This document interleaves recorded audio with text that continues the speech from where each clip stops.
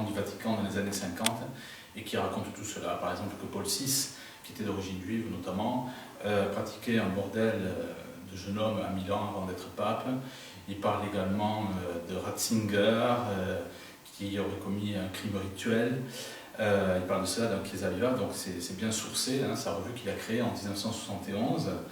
Il parle aussi de Jean-Paul II, d'origine juive aussi, comme Ratzinger, qui, Jean-Paul II, a décoré en 1982 Jimmy Savile, qui est le sorcier pédosataniste de la famille royale d'Angleterre, et qui même violait des cadavres.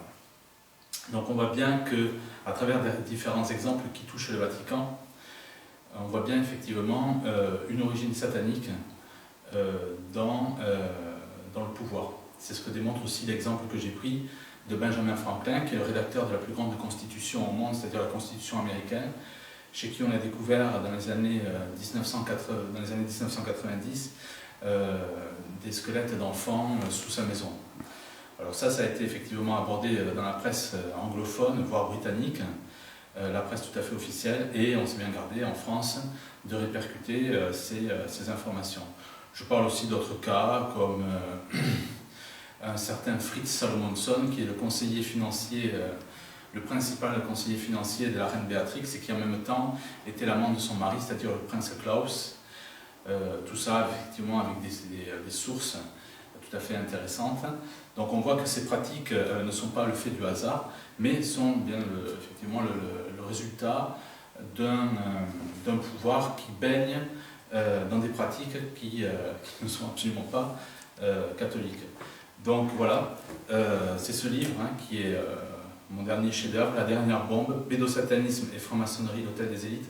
Je tiens à préciser d'ailleurs que j'avais proposé à Radio Courtoisie ou à d'autres journaux d'en faire la promotion. Je n'ai jamais eu de réponse malgré la répétition de ma proposition. C'est-à-dire qu'il est tout à fait curieux de constater d'une manière générale que des gens qui sont toujours enclins à critiquer l'islam, lorsqu'il faut aller au-dessus pour dire que la franc-maçonnerie égale Satan, pour critiquer effectivement les pratiques du Vatican ou des pseudo-papes, là il n'y a plus personne. C'est-à-dire qu'il y a des gens qui sont un peu courageux, mais pas trop. Bon, ils sont lâches, pour dire les choses comme elles sont. Quoi qu'il en soit, pour Radio Courtoisie, j'ai jamais considéré que c'était une radio très courageuse, bien entendu. Ensuite, parmi les livres phares que j'ai écrits, je conseille celui-là, Les géants et l'Atlantide, révélation de l'archéologie interdite. C'est-à-dire que j'explique que l'Atlantide a existé et qu'il y aurait eu des géants, et que l'Atlantide était un phare de la civilisation, phare de l'histoire de l'humanité. C'est ce que pense aussi Frédéric Soddy, qui a été prix Nobel de chimie en 1921. Il explique que l'Atlantide était un phare de la civilisation humaine.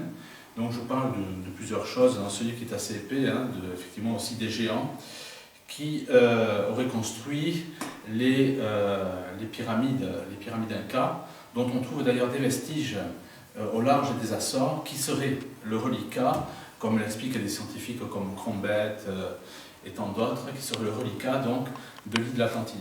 Donc j'explique pourquoi on ne parle pas des géants. Tout simplement parce que si les gens ont existé, on va se poser la question systématiquement, ont-ils existé où tout était gigantesque? Donc ont-ils connu les dinosaures? Et si tel est le cas, est-ce que les dinosaures ont réellement disparu il y a 60 ou 70 millions d'années? Et si les dinosaures n'ont pas disparu il y a 60 ou 70 millions d'années, nous pouvons effectivement penser que la longue périodicité que l'on attribue à la Terre, c'est-à-dire 4,5 milliards d'années, serait complètement fausse, mais que la Terre serait bien plus jeune. Ce que l'on croyait effectivement jusqu'à la Révolution française. Et ça a changé, c'est-à-dire qu'après, on expliquait que la Terre avait plus de 100 000 ans, voire des millions d'années, jusqu'à 4,5 milliards d'années à l'heure actuelle. Donc c'est un livre qui révolutionne tout à fait notre vision du monde et qui est tout à fait essentiel pour comprendre notre histoire, pour comprendre ce qui s'est passé sur l'île de Pâques, pour comprendre les pyramides Inca, comment ont pu être construites, pour comprendre aussi les pyramides de Chine dans la plaine du Qinchuan, qui sont bien plus grandes que la plus grande, enfin, prétendue plus grande pyramide du monde, c'est la pyramide de Khéops. Et je parle aussi des pyramides de Bosnie qui seraient les plus grandes au monde, y compris, j'apporte aussi des pyramides de Sicile dont on compterait, ou on compte, c'est bien sûr, 43 spécimens. Vous avez aussi une pyramide dans l'arrière-pays de Nice. Donc j'explique tout ça et je donne les raisons pour lesquelles ces vestiges nous sont tout à fait cachés. Il y a aussi un autre livre, donc ça c'était Les Géants et l'Atlantide, révélation de l'archéologie interdite. Voilà. Ensuite, extraterrestres et les messagers du New Age. Tout à fait intéressant, ça c'est pour parler des Illuminati. C'est-à-dire que les Illuminati s'intéressent à la technologie extraterrestre. Les extraterrestres n'existent pas, ce sont en fait des entités qui portent des noms démoniaques. C'est une manière de, je dirais, avec des anciennes idées, de faire des habits neufs, c'est-à-dire les anciennes idées étant des religions païennes. Tous les noms des extraterrestres, Semjaz, Ashtarté, Ashtaroth, les Anunnakis, ne sont que des noms de démons. J'explique tout à fait aussi dans ce livre, avec une documentation qui est bien référencée, documentation d'origine militaire, puisque je prends source avec le général Lety, des études du général Lety, et qui a travaillé avec des amiraux, etc., de l'armée de l'air, de toutes les armées. Il constate notamment que Madame Galbraith, qui était l'épouse de l'ambassadeur américain à Paris dans les années 80, financée par les Rockefeller, faisait une étude sur les scientifiques dans le monde qui s'intéressaient, entre guillemets, à l'énergie des ovnis. Et on remarque, c'est tout à fait intéressant, que les Illuminati sont dans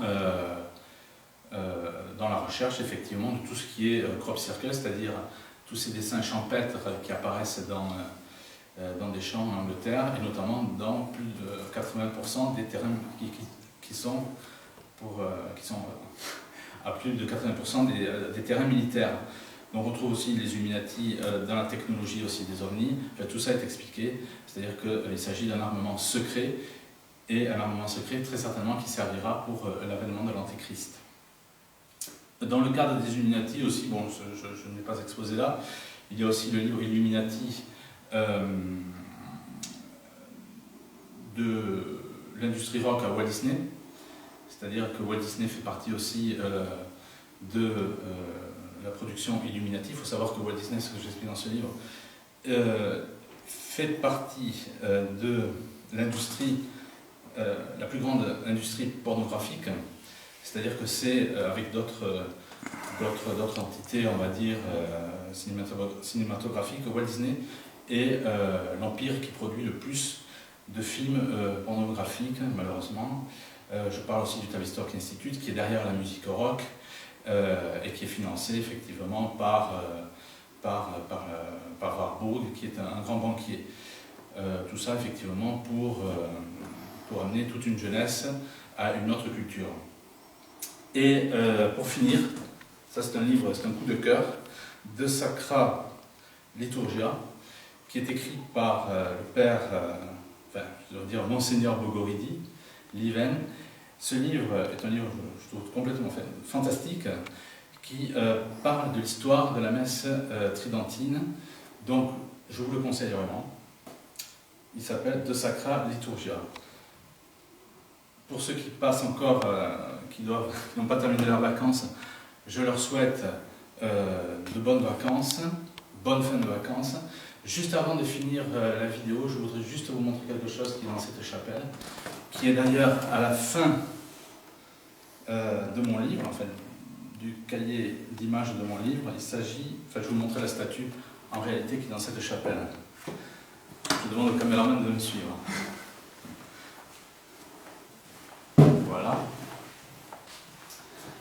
Donc, il s'agit de la statue d'Andreas de Rhin, Ander de Rhin, le petit Andreas de Rhin, qui est un enfant qui a été martyr et dont aujourd'hui, effectivement, on cherche à effacer la légende. Quand vous chercherez sur quand vous ferez votre petite enquête sur Internet, vous comprendrez pourquoi.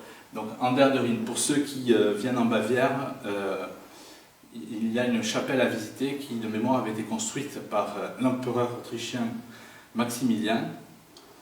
Donc si vous venez en Bavière, vous allez au Tyrol plus précisément, puisque ça se situe dans le Tyrol, n'oubliez pas de visiter la chapelle d'Andreas de Rhin, qui est une petite merveille, et comme ça aussi vous apprendrez l'histoire interdite de ce saint martyr.